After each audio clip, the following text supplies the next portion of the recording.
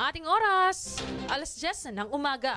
At para sa ating balita, ipinahayag ni Senator Ramon Bong Revilla Jr. na kinakailangang agarang tugunan ng gobyerno ang kasalukuyang krisis ng mga kawani ng Optical Media Board o OMB dahil sa kawalan ng namumuno sa ahensya.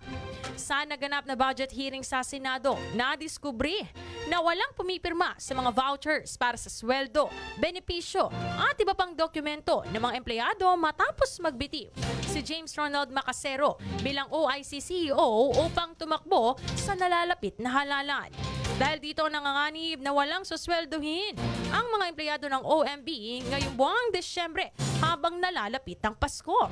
Kasabay po nito, iminungkahi rin ng ilang senador ang posibleng pagbuwag ng OMB dahil sa pag-usbong ng online streaming at pagbaba ng mga kaso ng pamimirata sa pelikula.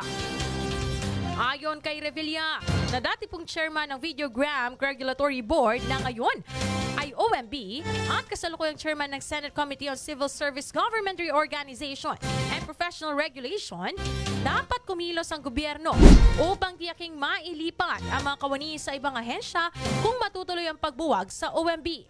Aniya, nararapat lang na sila ay i-retool at bigyan ng sapat na training. Dagdag pa po ni Revilla, ang hirap daw po umano ng sitwasyon ng mga empleyado ng OMB dahil sa pagkawala ng namumuno sa kanila. At kung aabot man sa punto ng pagbuwag, hindi dapat umano pabayaan ang mga empleyado. Sa huli, ayon po kay Revilla, ang mga empleyado ng OMB ay hindi dapat iwanan sa ere.